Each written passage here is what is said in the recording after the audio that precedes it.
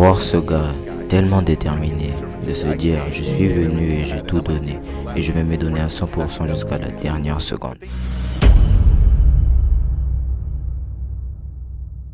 Si j'étais au lycée avec toi, qui était Kobe Bryant en tant qu'individu ainsi qu'en termes de personnalité, si on était au lycée ensemble? Très similaire que celui que je suis maintenant, extrêmement curieux. J'avais un professeur incroyable au lycée, son nom était Gene Mastriano. Il a remarqué ma curiosité dans l'écriture. La raison pour laquelle je pensais que c'était important à l'époque n'était pas juste pour écrire ou le storytelling, mais c'est parce qu'il y a des choses dans les histoires qui peuvent m'aider à devenir un meilleur joueur de basket, un meilleur coéquipier, un meilleur leader, mieux comprendre les émotions. Les choses inutiles ne m'intéressaient pas. J'avais un objectif, devenir le meilleur basketteur que je pouvais devenir. Et tout ce qui était hors de cette ligne, je n'avais pas le temps pour ça. À quel âge ce but est devenu super clair pour toi? Je me suis fait cette promesse à 13 ans. À 13 ans? 13 ans, super clair. Et d'où est venue cette inspiration? L'amour du jeu, le challenge. Je regardais Magic Johnson jouer, je regardais Michael jouer. Et je les voyais faire ces choses extraordinaires et je me suis dit, est-ce que je peux arriver à ce niveau? Je sais pas, mais on verra. Et donc cette curiosité de voir jusqu'où je pouvais aller m'a amené sur ce chemin. Tu penses que l'un des avantages que tu avais sur les autres était que le plus grand pourcentage de ta concentration était dirigé vers une seule chose? Oui, effectivement. À l'époque, je ne l'avais pas vraiment compris. Donc le basketball était la chose la plus importante. Tout ce que je voyais, que ce soit à la télé, les livres que je lisais, avec qui je discutais,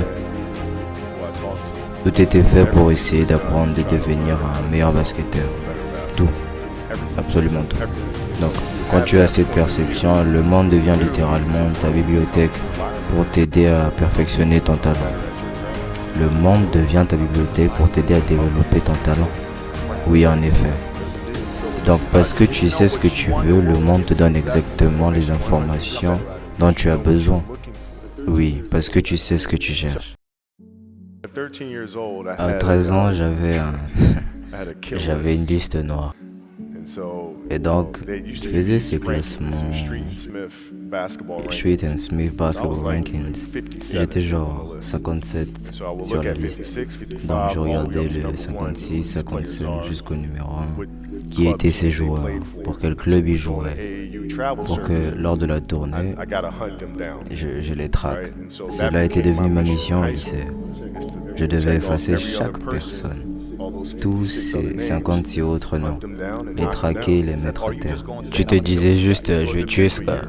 Non, ça dépendait de l'année. À 13 ans, j'ai joué les plus longs matchs. Mon objectif n'était pas de devenir meilleur que toi à 13 ans. C'était être meilleur que toi lorsque tout sera en place. Donc, on jouait à 13 ans et je te jaugeais et voir quelles sont tes forces et faiblesses. Comment est-ce que tu approches le match? Es-tu relaxé, maladroit ou bien es-tu juste fort parce que tu es plus fort et plus grand que les autres? Jugeais-tu ces gars de la même façon que tu faisais au lycée? Ouais, mais en NBA c'était encore plus facile. Car j'ai compris qu'en NBA, beaucoup de gens jouaient pour la stabilité financière. Et quand tu arrivais en NBA, ils avaient cette stabilité financière. Alors à ce moment-là, la passion, l'éthique de travail, l'obsession étaient partis. C'est comme prendre un bonbon à un enfant. Je me demande pourquoi Michael a gagné tous ces trophées. C'est fou. Et ensuite, tu avais les joueurs qui avaient cette passion, mais pas la volonté de consacrer toute leur vie pour faire cela. C'est un choix. Tu as autre chose. Tu as la famille, tu as toutes ces choses. Le jeu ne peut pas être ta priorité numéro 1. Et j'étais comme, ce sera tellement drôle. Je vois beaucoup de joueurs aller en vacances avec d'autres joueurs avec lesquels ils sont proches. Aller en vacances juste pour aller en vacances. Sortir juste pour sortir. Je n'ai jamais fait ça. Pourquoi tu ne l'as jamais fait? Parce que je n'aimerais pas me dire lorsque je prendrai ma retraite. J'aurais aimé faire tellement plus. Je ne veux pas ça. Je veux pas ça. À quoi ressemblait ton éthique de travail et pour combien de temps es-tu resté discipliné? Enfin, je veux dire, chaque jour depuis 20 ans. C'est un processus de essayant de déterminer mes forces et faiblesses. Tu ne peux pas dire je suis trop fatigué, je vais m'allonger. Ce n'est pas raisonnable. Et si c'était un match, tu l'aurais fermé et joué. J'ai joué des matchs avec la grippe, j'ai joué des matchs avec 102 de fièvre, mais tu dois être actif.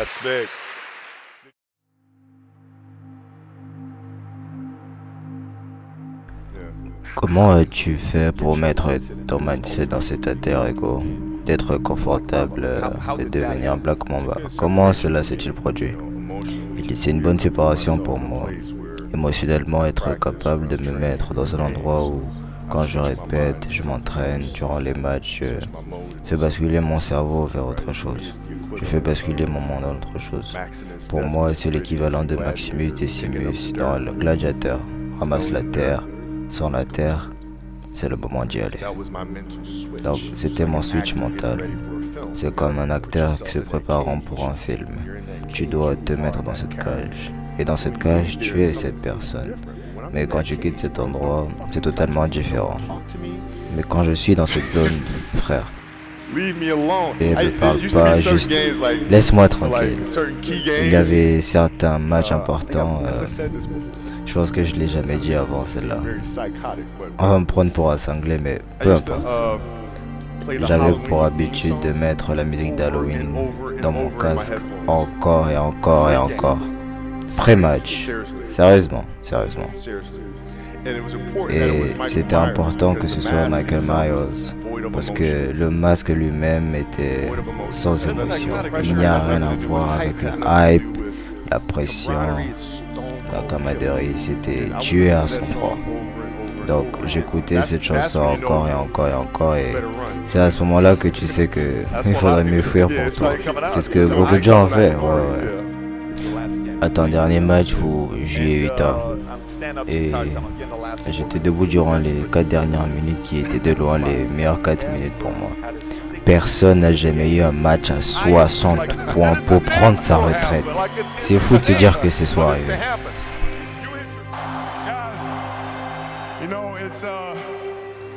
I can't believe how fast 20 years went by. I mean, this is crazy. This has been absolutely beautiful, you guys. I can't believe it's come to an end. You guys will always be in my heart. And what can I say? Mamba out. Le but de cette vidéo, ce n'est pas de te remplir de motivation, mais te rappeler que lorsque tu focuses à 100%, et que tu te donnes réellement les moyens, rien ni personne ne peut t'empêcher de réaliser des choses extraordinaires et devenir une personne exceptionnelle. Le problème, c'est un style de vie qui ne te permet pas de gagner. Parce que tout changement commence à l'intérieur. Le plus grand combat est mental. Et avec ce que j'ai à te proposer, je te donnerai les moyens de vaincre ce combat. Check le lien juste en description. Et on se dit à la prochaine pour une nouvelle vidéo. Si tu vas voir ce que les autres n'ont pas, tu vas pouvoir faire ce que les autres ont.